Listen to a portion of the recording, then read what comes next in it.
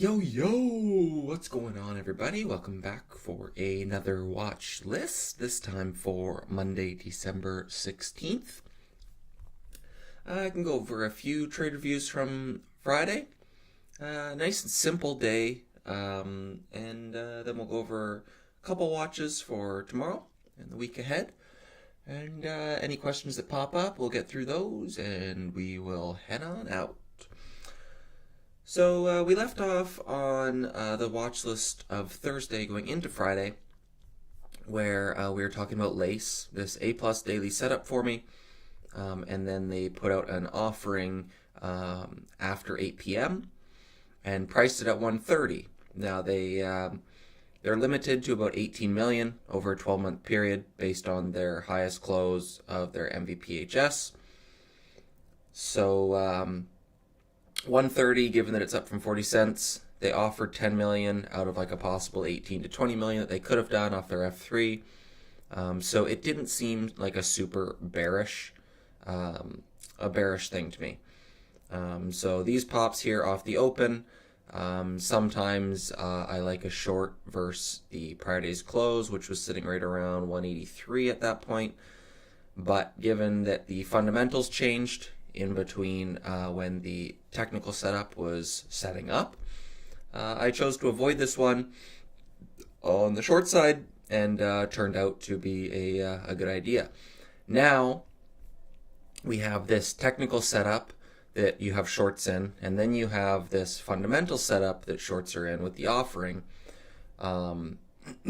So this is now a long watch for me for a possible T+1 going into Monday. Volume dried right up, dropped down by like 90%. You can see on the intraday, volume just disappeared after the 2 days. The prior VWAP here in the 170s, once it reclaimed that post 11 a.m., it over-under held that fairly good. And then 199 is the day one high here. So any push through two, I think goes to $53. I think this does have range in it. It does have a history of multi-day moves now. So I will be looking for any weak opens that stabilize and look to join that for the red to green move. Good evening, your Northern Canadian friend. El Jefe, Luke, I do believe Tesla pushes higher, playing Tesla L, okay. So yeah, Lace was the avoid, and then Sens was my main watch on this day going into Friday. I was looking for the gap up parabolic, and the fact that it had gone from like 25 to 45 wasn't good enough. I wanted it higher, so I was going to be watching it over the next few days. But what changed in pre-market is it went from that 45 prior close straight up to 60. So now that's nearly a triple, a little more than a double. So now that's starting to come into my wheelhouse. You can see this volume here trading in pre-market is way higher than it had traded any day intraday. And then within like 30 minutes of the open, it had already surpassed all of its prior day's entire day volume. So I was looking at this opening action as fairly exhaustive. We already had that pre-market blowout. I participated here. That 57, 58 level is from the daily highs, and this 48 level is this day's closing VWAP. So once we pushed through it, exhausted through high days, and then failed this 57, I shorted here, 57, covered down here at 50 cents, and then plan was to wait till open. I scattered about 15 to 20 orders, anywhere from 49 up to 56. I shot a bunch of orders out there. I didn't want to be emotionally tied into it or trying to pick tops or anything, so I just put like 1/10, 1/15 orders, and just put them every half penny higher. And so on this pop, I filled a bunch of them. And then once we got this fail, I started shorting more here versus high a day, over under. I didn't have a hard stop set at high a day, but I was using that as a guide. And once we got this low a day break, I leaned this lower high versus VWAP as a guide, and I covered right down here in the 43s which was the prior day's close. And then I had put some on right here. We got hard crack, lower high. I shorted some here with like a 2-cent stop. So I stopped out right here. We got one more hard crack. So I put some more on here with about 10-15 minutes into close, and I'm currently swinging about 3/4 of a position. If we get a flat open or a slight gap down, I likely scale into it a bit more tomorrow, see if I can move risk down. But given that it's a swing and I'm in it to the short side, I don't want to be too crazy size in the event of a gap up or a squeeze. I don't want to get caught and ruin the day. So big blow off day, closed below the open and hasn't gone red yet still. So if this does break below prior day's close, I think we get a move back down to the high 30s. And then I did try BBAI for a first green day because right here we got that hard pull that held, let me go here, it held the prior day's lows. Oh jeez, it keeps jumping around on me. So it held prior day's lows here in the 250s right off the open. We got this push that held the high a day, a higher low. I'm joining right in here, scale through high a day, and now I'm risking here in the 250s, about 10 cents, and with a goal of shove into 3, and it ended up just failing, so I sold it on this VWAP fail here, somewhere around failed, and these little pops in here, so flat, small loss, and yeah, not really interested in this ticker now. It did everything I wanted to see on Friday and just couldn't bounce. It had been moving with stuff like Soon in the past, so I thought with this breakout and then the sector sympathy, it could have had a opportunity, but it just did not. Dawson, liquidity trap plays. Do you ever enter pre-market if they try and do a pump or move, or wait till market opens for your entries? Still trying to dial my entries. Thank you. Thanks so much for your professional thought process you share. In terms of liquidity traps, I'm typically waiting till open. With something like Lace, for example, is a liquidity trap on watch into Monday. And I'm not just going to buy this in pre-market just because I think it should happen. I prefer to see levels start to hold off the open. I traded, was it CMRX, I believe? Yeah, I traded on this day here on the 12th. So I had this 310 level drawn as a level I wanted to see break and build. So I was waiting for after the open for this 310 level to break and build. So I was in here in the 310s, 3-teens. I ended up taking a loss on it. This one didn't work. But I'm drawing those key levels and I'm waiting for them to prove themselves on some sort of meaningful volume, not just break, and that's not just the buy. Like if $2 just breaks, that's not just a buy for me. I want to see it break and hold, or some sort of weak open start to establish a decent risk reward versus low a day or something like that.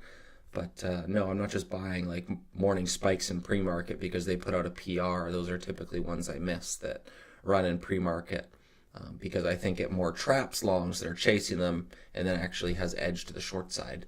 I don't like multi-day breakouts that are gapping through the breakout level. They have a less than 50% win rate, so they fail more times than not when they gap through the breakout.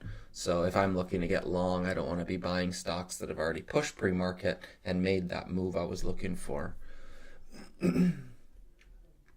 Tesla, nice continuation higher. DXYZ not really joining the party. I was keeping it on watch because it's kind of doing the same thing that it was back here when it's just chopping around right up near the daily highs, and it's doing that again.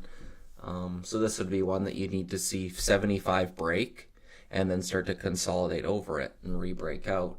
But I think it needs Tesla's continued support if it's going to happen. QBTS, this quantum basket, still holding up. Prior breakout became support and had a nice trend throughout the day. You've got QMCO, the weakest of the bunch. Probably should just be taking this one off watch, to be honest. It's not really participating. QSI had the recent breakout pullback day. Didn't join QBTS, but this also was a laggard where this one ran on 12.9 and this one ran on 12.5.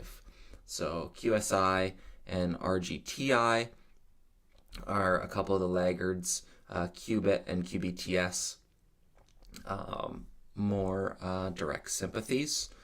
But this one's kind of doing the same thing where prior support starting to hold and QBTS prior resistance becoming support and perking off of it.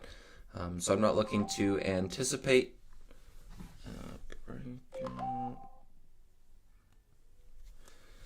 Sorry about that. I'm not looking to anticipate the breakout, but I will keep them on watch as a possible sector move. If QBTS starts to break out, could start to anticipate something like Qubit to try and join that sector move.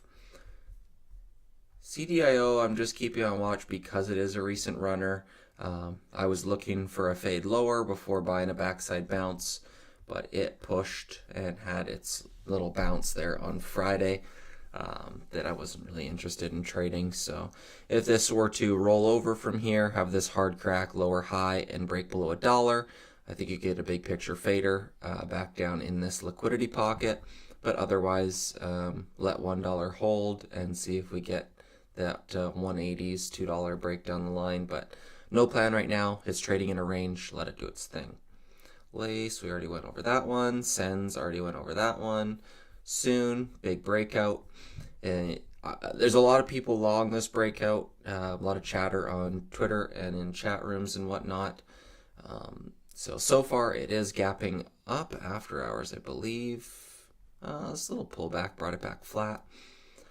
So if we get a gap down and flush back into 16, like a quick flush, I'd react to that with the anticipation of some sort of relief rally, because I think a lot of longs are just looking for the similar trade here. And if it makes it a bit tougher on them, I think they could panic on that gap down or support break. So as long as 16 holds, I think big picture trend is still intact. Piton, daily field follow through watch, setting price alerts, and just looking for this possible 920s breakdown. Could come tomorrow, could come later in the week, could never come. So I'm just going to be setting price alerts right here at like 920, 930, and just waiting. Wiki. This one is got a few things to it. It's kind of tied to SpaceX with its launch news and whatnot. It's also tied to Lace because I believe Wiki holds a portion of Lace shares. So it's got a couple things with it, with stuff like DXYZ and Tesla. Tesla's been moving since Trump got into office because Tesla and Elon was a sympathy to it. DXYZ moving in sympathy to Tesla because Elon owns SpaceX and DXYZ owns a bunch of SpaceX. And then Wiki, now you have the launch, SpaceX a hot topic, aerospace and defense has been a hot sector recently, and this is moving with Lace. So I would prefer shorting it on a first red day at this point. We did have this day push and then this straight up morning spike that held its gains. So I don't believe it's gone red yet. Prior close 328, the low was 330. So it hasn't gone red yet, but this is more of where it's extended from here in the 6 range. So I'd like to see another day, ideally.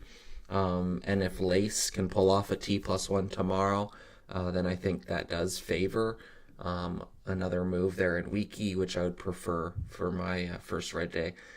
Just seeing how thin this thing trades, how choppy it was throughout this day, I doubt that I short it tomorrow. I would be a lot more interested in Tuesday. So we will see how that goes. And then Archer, these ones, we had Jobby, we had RKLB, we had Lunar. This whole basket was moving together. Archer has been moving the cleanest from what I've been watching. So stuff like Rocket Lab, RKLB, let me fix fix this. Sorry, on my end it just deleted a stock here. There we go. There. So Rocket Lab is still holding up. Jobby still holding up. We have Mob X, I believe. After this push-pull, it's still holding up. And Archer is the cleanest in my opinion, especially if you zoom out to something like an intradaily here.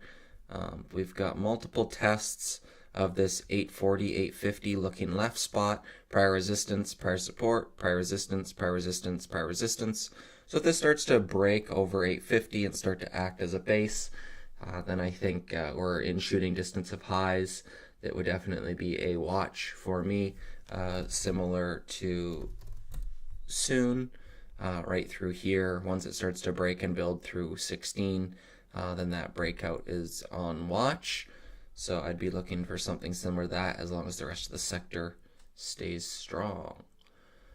Sorry, I missed that. Okay, Dennis says, okay, I understand the plays, but I kept entering early and predicting the move being shaken out. Yeah, predicting was always one of my struggles as well, just because predicting versus reacting.